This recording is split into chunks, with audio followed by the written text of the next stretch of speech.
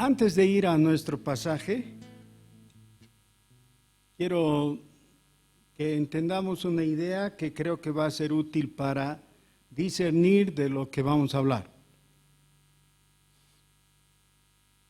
Culturalmente, es decir, por vías no formales, hemos recibido la idea, la postura de que todo este asunto de la religión es cuestión privada y por tanto cada cual tiene que tomar sus decisiones, optar por sus convicciones, las que va a seguir, y nadie tiene por qué intervenir en el asunto ni decirte cómo ha de ser lo que tú creas o lo que tú sigas o lo que tú practiques, ¿no? Es algo en lo que mejor no meterse. Especialmente después de los siglos de la Edad Media. Ya, la Edad Media era todo lo contrario, todo era oficial y todo era forzado, ¿no? Y claro, ahí se ha dado la Inquisición y otras cosas más, lo cual, por supuesto, es equivocado, está mal. Pero ahora el péndulo se ha ido al otro lado. En el otro lado es que la religión es algo privado de lo individual. Cada cual opta por lo que él quiere. Esa es la postura generalizada en la que el mundo ha incurrido y nosotros, sin darnos cuenta, también respondemos a eso. También se nos dice eso. Pues, aunque todo el asunto de la imposición que venía con la Inquisición, de la que he hablado hace un momento, estaba errada porque realmente nadie puede imponer a otro el punto de vista que no le es propio, ¿no? Pero tampoco es correcto decir, yo creo lo que quiero. ¿Ya? Eso está mal. ¿Cuál es la posición equilibrada, correcta? ¿Cuál es?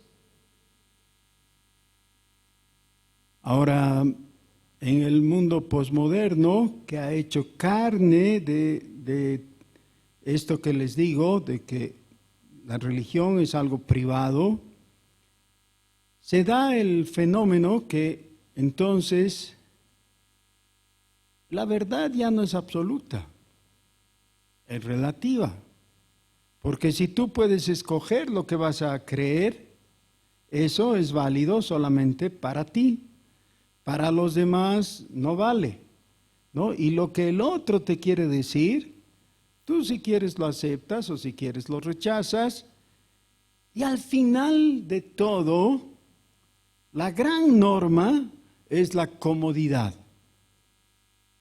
¿Con qué te sientes cómodo? Entonces, vamos a comparar con una silla, ¿ya? ¿Notan en las sillas que están sentados? ¿Son cómodas o no? No como un sillón así totalmente mullido, pero son cómodas. Todos apreciamos la comodidad que nos ofrecen estas sillas de la iglesia, ¿no es cierto? ¿Cómo podríamos hacerlas incómodas? Quitarles la esponja, ¿no? Poner una tabla. Una silla de tabla ya siempre es más durita, más incómoda. Hasta hace poco usábamos unas sillas rojas, ¿se acuerdan? ¿Sí? En 2 minutos a mí me destruían la espalda. Después de 2 minutos de estar sentado en esas sillas, yo ya quedaba con 2 días de dolor de espalda. Horrible. La idea no es hacer incómodo o incómoda la cuestión a nadie. La religión no tiene por qué ser incómoda. ¿Por qué algunos tratan de convertir en algo incómodo? Por ejemplo, los monjes medievales, ¿no? Azotándose. hasta dejar su espalda en carne viva. O los que van de rodillas a un santuario y realmente les llegan a sangrar las rodillas, ¿no? Y si tú le dices, pero ¿y por qué haces eso? ¿Por qué hace?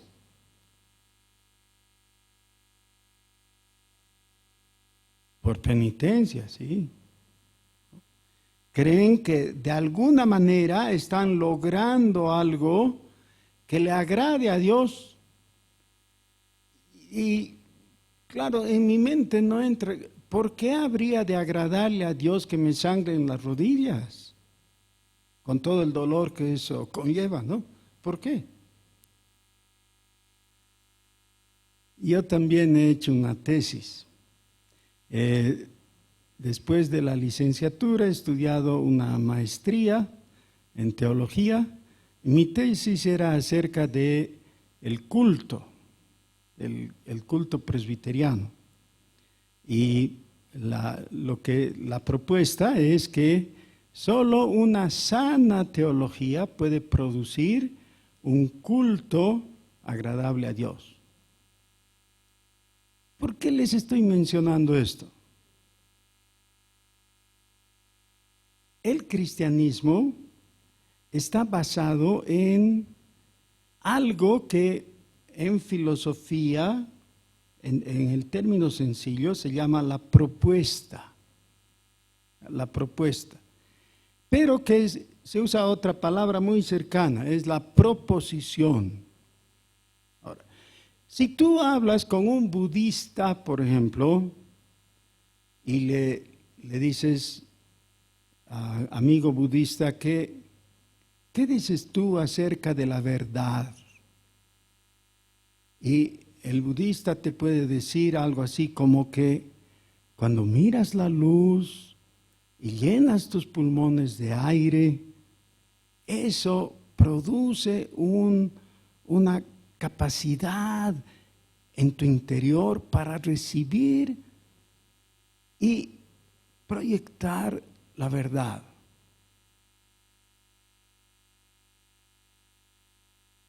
¿Y? Bueno, finalmente te va a decir, búscala por ti mismo. Esa es la receta de Buda realmente. Yo nada te puedo decir para acercarte ni un milímetro a la verdad. Tú tienes que encontrarla en tu interior. Es decir, no tiene receta, porque no tiene camino y no tiene meta. La meta en realidad es la nada,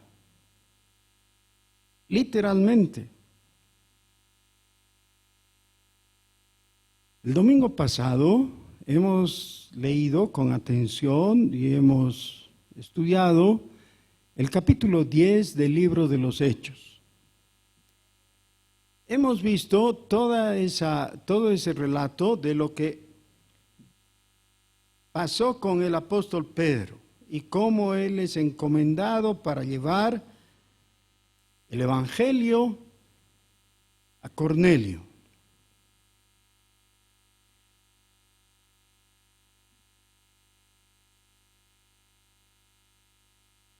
Pero no le hemos puesto suficiente atención al mensaje de Pedro.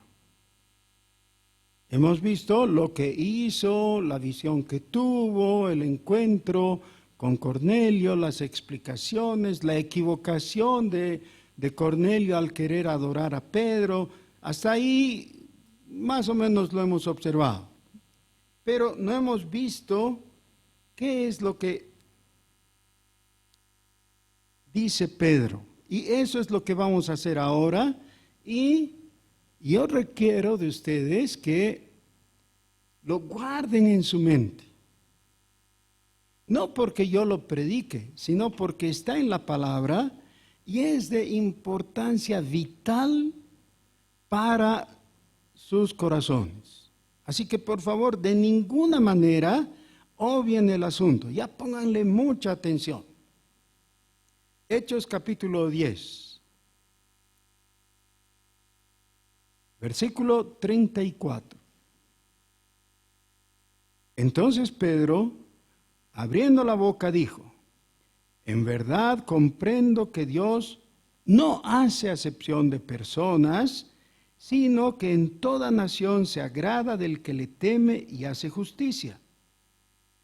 Dios envió mensaje a los hijos de Israel, anunciando el evangelio de la paz por medio de Jesucristo. Este es Señor de todos. Vosotros sabéis lo que se divulgó por toda Judea, comenzando desde Galilea, después del bautismo que predicó Juan, cómo Dios ungió con el Espíritu Santo y con poder a Jesús de Nazaret, y cómo éste anduvo haciendo bienes y sanando a todos los oprimidos por el diablo, porque Dios estaba con él. Y nosotros somos testigos de todas las cosas que Jesús hizo en la tierra de Judea y en Jerusalén, a quien mataron colgándole en un madero. A este levantó Dios al tercer día e hizo que se manifestase, no a todo el pueblo, sino a los testigos que Dios había ordenado de antemano, a nosotros que comimos y bebimos con él después que resucitó de los muertos. Y nos mandó que predicásemos al pueblo y testificásemos que él es el que Dios ha puesto por juez de vivos y muertos.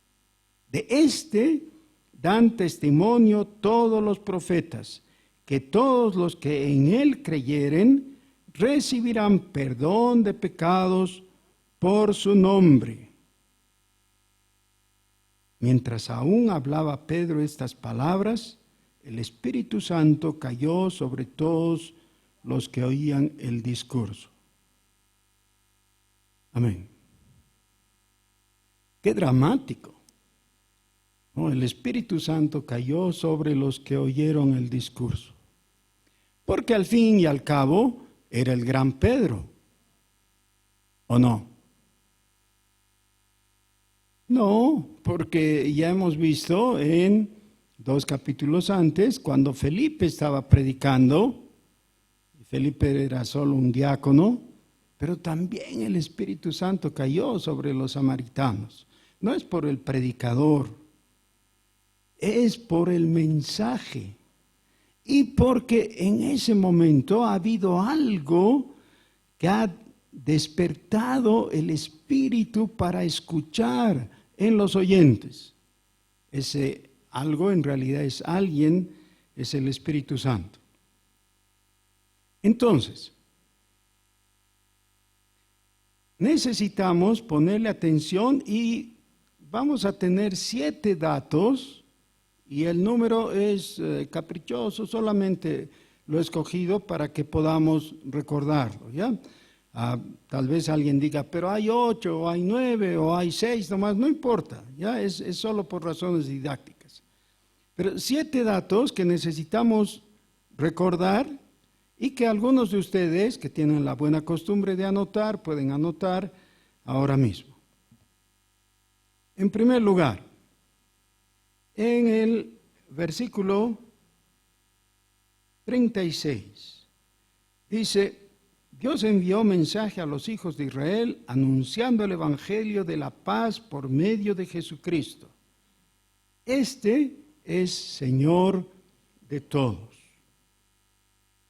Y esa es nuestra primera proposición. Ahora, esa podría ser la que tú guardes en tu corazón y te la lleves y nunca la olvides. ¿Ya? ¿Qué les parece? Hermosa, ¿no? Otra vez, ¿qué es? Que Jesucristo es el Señor de todos. ¿Ya? Jesucristo es el Señor de todos. En la redacción que está aquí, dice, este es Señor de todos, pero este es el pronombre que se refiere a Jesucristo, así que podemos reemplazar por el nombre. Jesucristo es el Señor de todos. Yo sé qué estás pensando. Eso ya sabía yo. Bueno, tal vez, y qué bien si ya lo sabías, pero tal vez necesitas aprenderlo porque no lo sabías realmente. Revisa un poquito, es una frase sencilla. Jesucristo es el Señor de todos. ¿Te animas a repetir? Jesucristo es el Señor de todos. Si eso es así, entonces inevitablemente necesito reconocer, es mi Señor, porque yo soy parte del todos, ¿no? Jesucristo es mi Señor. También necesito pensar que es tu Señor. Y quizás tú digas, no, un ratito, yo soy de las juventudes marianas y todo eso.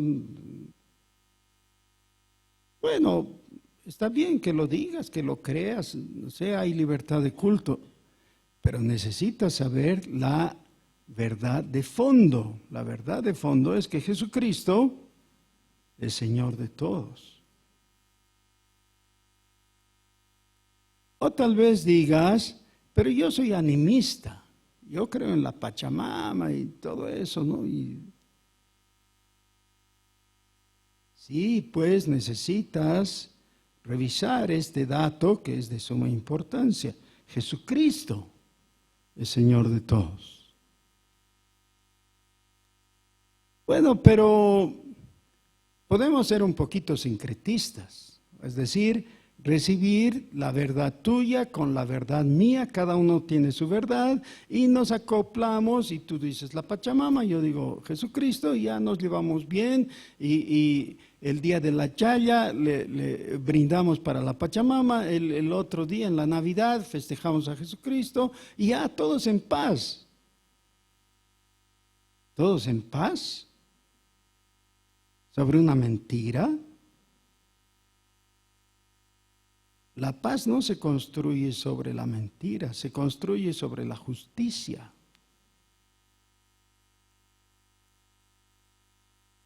Fíjense cómo presenta el apóstol Pedro. Dice, en verdad comprendo que Dios no hace acepción de personas, sino que en toda nación se agrada del que le teme y hace justicia. Eso, por supuesto, es una referencia a la conducta de Cornelio. Cornelio fue nombrado, si recuerdan, la semana pasada, como un varón justo y piadoso. Es decir, hacía lo correcto, ¿no? Se esforzaba, no abusaba de su poder y todo. Y nos preguntamos, ¿pero acaso se puede agradar a Dios? ¿Acaso no hemos aprendido al principio nomás que no se puede agradar a Dios, que el único que ha agradado a Dios es Jesucristo? Y entonces necesitamos hacer una aclaración. Podemos esforzarnos en redactar el asunto como que ya que nadie puede agradar a Dios, entonces ¿para qué esforzarse? Aún, ¿para qué tratar de hacerlo? Uno de los cánones de Dort dice que somos completamente corrompidos, ¿no? Que la depravación es total. Sí, pero siempre hay que decirlo en su contexto. Eso no quiere decir que los actos particulares no vayan a ser reconocidos en su propia justicia. Un ejemplo sencillo. Haces un contrato de trabajo, pides los servicios de alguien y le ofreces pagar el jornal de ley, por decir algo. Cuando termina el trabajo, te dice, ya está listo, revise por favor. Y tú, en compensación a su trabajo, le pagas lo que han acordado. ¿Ya? El jornal legal, ¿no? Le das. ¿Es justo o no?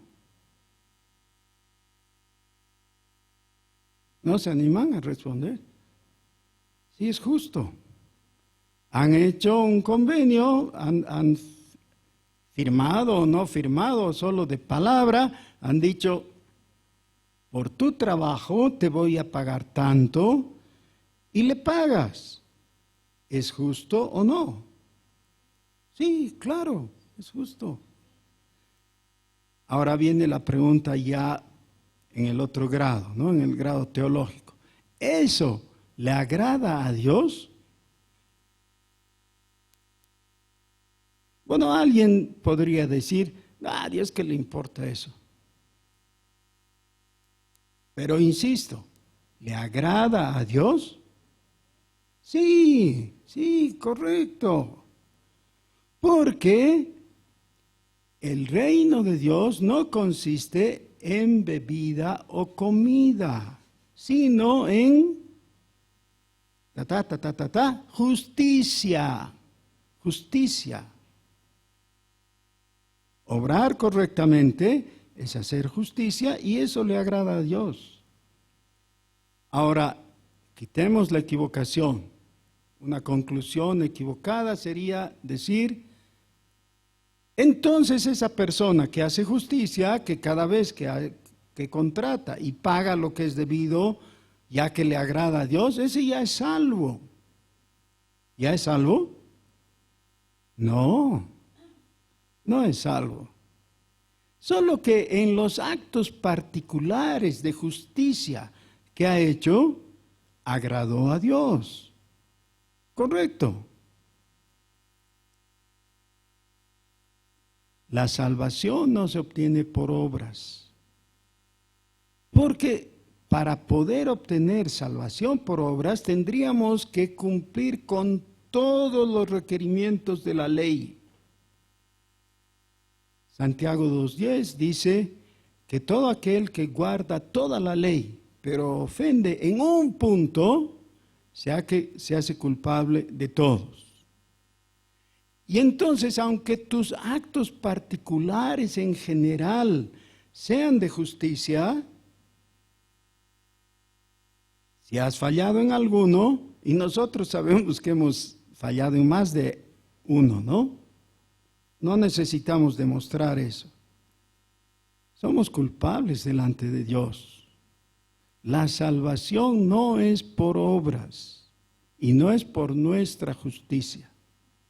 Es por la fe en Jesucristo.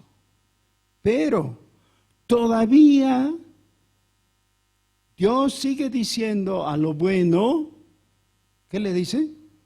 Bueno, claro. Y a lo malo sigue llamando malo. Así que cada acto particular recibe la aprobación o reprobación de Dios y nosotros tenemos las consecuencias de esos actos particulares en lo secular, es decir, en este tiempo. ¿Ya? A eso se refiere que si sembramos vientos, cosechamos tempestades, ¿no?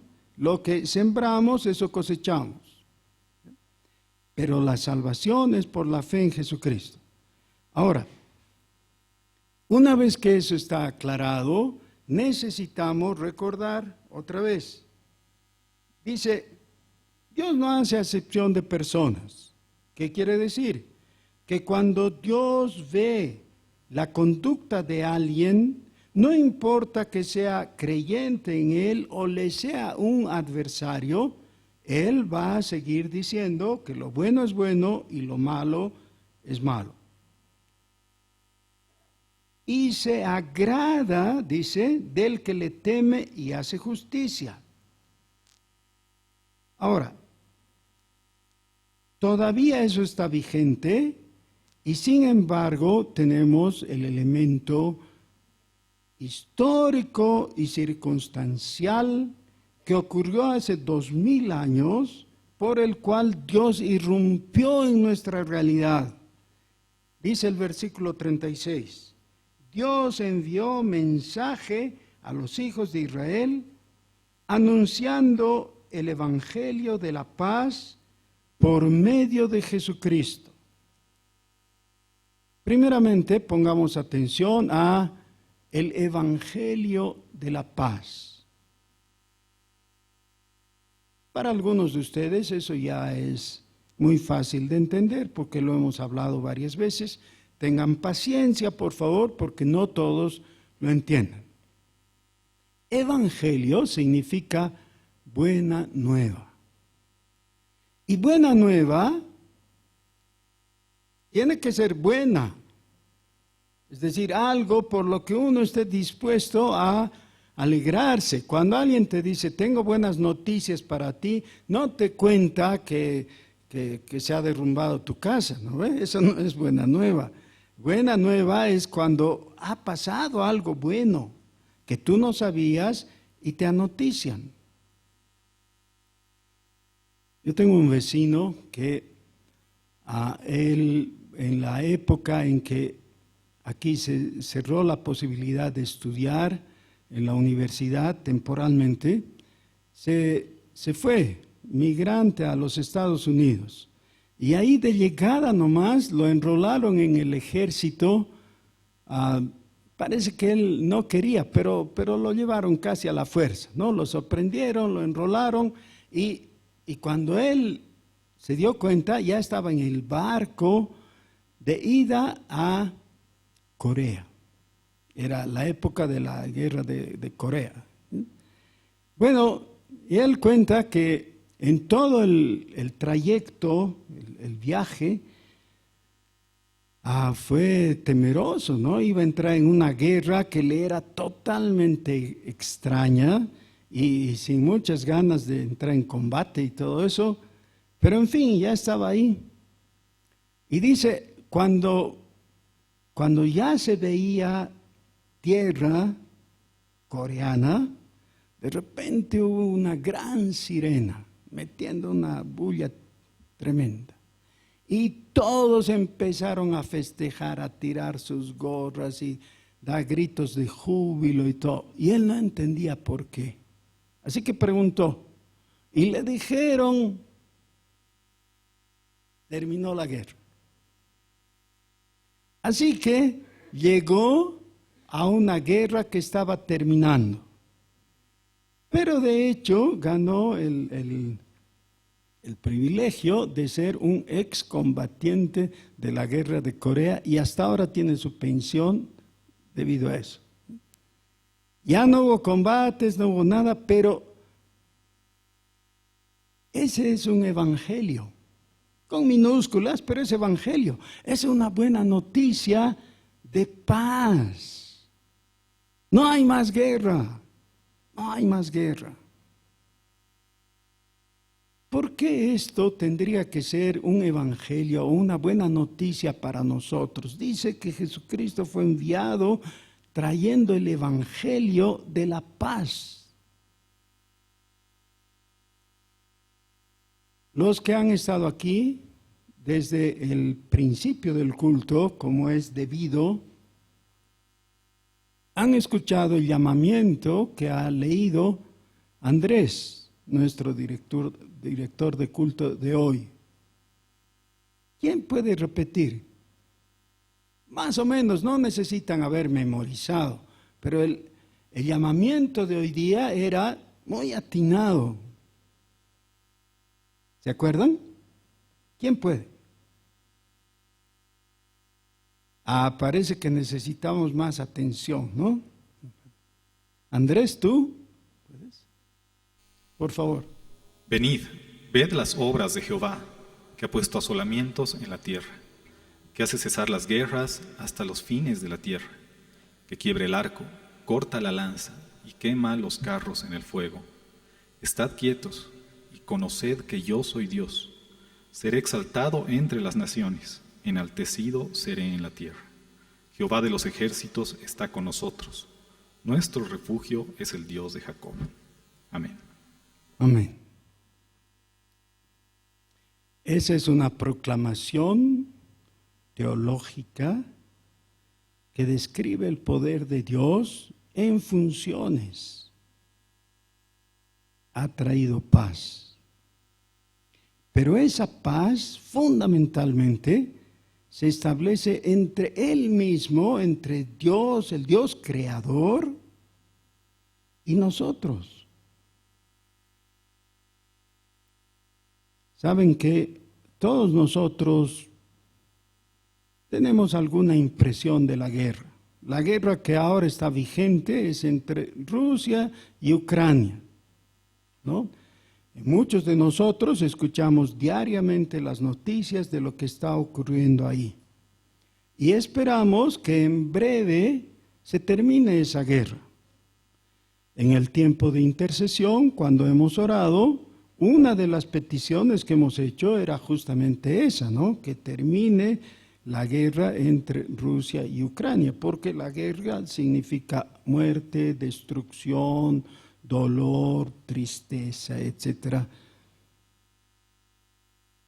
Pero hay una guerra peor, una guerra que Dios no inició y que nosotros de la manera más absurda hemos optado. La guerra con Dios. Nosotros nos hemos convertido en enemigos de Dios. Eso es lo que dice Romanos capítulo 5.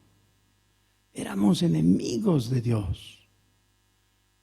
No que le hayamos declarado una guerra necesariamente, algunos sí lo han hecho, pero de hecho hemos sido hostiles, hemos sido contrarios a aquel que nos ha creado. Y merecemos destrucción, merecemos asolamiento y castigo. Pero la buena nueva de paz la trae Jesucristo al decirnos: Dios no quiere estar en guerra contigo. Necesitas arrepentirte. Necesitas entrar en paz. Esto, expresado por el apóstol Pablo en la segunda epístola a los Corintios, muestra el corazón de Dios. Miren cómo lo dice Pablo. Dice: como embajadores de Cristo, os rogamos, reconciliaos con Dios. Reconciliaos con Dios. Ese llamamiento no tendría sentido, sería de palabras huecas, si es que Jesucristo mismo no hubiera venido como portador del Evangelio de paz. Dios tiene buena voluntad para con todos nosotros y quiere paz, te ofrece paz. Dios envió mensaje a los hijos de Israel anunciando el Evangelio de la paz por medio de Jesucristo. Este es Señor de todos. Vamos a saltar momentáneamente al versículo 43. Este es el mismo Señor Jesús. De este dan testimonio todos los profetas, que todos los que en Él creyeren recibirán perdón de pecados por su nombre. Ahí está la propuesta de paz. No es un llamamiento como el que hacen a veces las mamás a los dos hijos que se están peleando y les dicen: ya hijos, pórtense bien. A ver, dense un abracito. Pídanse perdón. Y dice: perdón. Casi como un ladrido, ¿no? Y ahí le obedecen a la mamá porque no quieren cobrar, ¿no? Arrepiéntanse. Cambien de mentalidad. Porque Jesucristo, el portador del Evangelio de paz, ha sido también constituido como juez ante el cual tenemos que dar cuentas. Es una opción para nosotros. Podemos entrar en paz atendiendo a su llamamiento. Pero en ninguna forma esto incluye el concepto de libre albedrío. Algo así como que tú puedes decidir, porque es una opción sin salida. De otra manera, vas a ser castigado, lo cual significa que vas a recibir la injusticia, el castigo o la sanción de lo que has hecho, por lo que has hecho.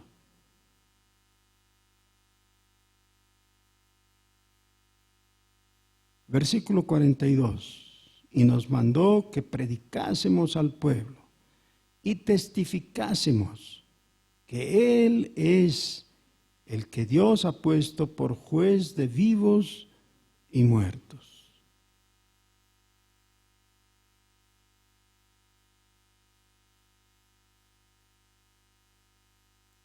Algunos de ustedes han estado escuchando los sermones del libro de los Hechos por varios meses ya. Una y otra vez convergemos hacia el mismo punto. Una y otra vez llegamos a este requerimiento de parte de Dios. Necesitas considerar a Jesucristo. Y por alguna razón, algunas personas tienen la impresión de que esto se puede posponer. Y más o menos su razonamiento es, puede esperar. En realidad yo ya sabía más o menos de esto y está bien, pero no necesito hacerlo ahora. Quiero decirte algo. Necesitas hacerlo ahora. Ahora es el tiempo aceptable. Este es el día en que Dios te está hablando. Hemos leído en el texto que mientras Pedro estaba hablando, el Espíritu Santo cayó sobre todos los que oían el discurso. Cuando dice que el Espíritu Santo cayó, no significa que algo físico les cayó, significa que el Espíritu Santo llegó desde lo alto a ellos. Y sabes, la voz que percibes en tu interior es la voz del Espíritu que te está diciendo que esta es la verdad. Otra vez, no porque sea yo el que está proclamando este mensaje. Es de la palabra de Dios, es el Espíritu, es la verdad. Necesitas ponerte a cuentas con Dios. Necesitas reconocer a Jesucristo. Necesitas la salvación. Es una necedad rehusar. Es un absurdo permanecer en condenación, en dureza, en indiferencia. Ven a Cristo. Ven a Cristo. Vamos a ponernos de rodillas y vamos a hablar con Dios. Señor, delante de ti, así postrados, te damos gloria y honra, porque solo tú eres Dios. Señor, gracias por enviar a Jesucristo, nuestro Salvador, quien dio su vida por nosotros, entregó su cuerpo para ser sacrificado y cubrió nuestros pecados. Gracias, Señor. Gracias por el Evangelio de la paz que tú has enviado. Y nosotros queremos en este momento hacer lo que tú nos has indicado.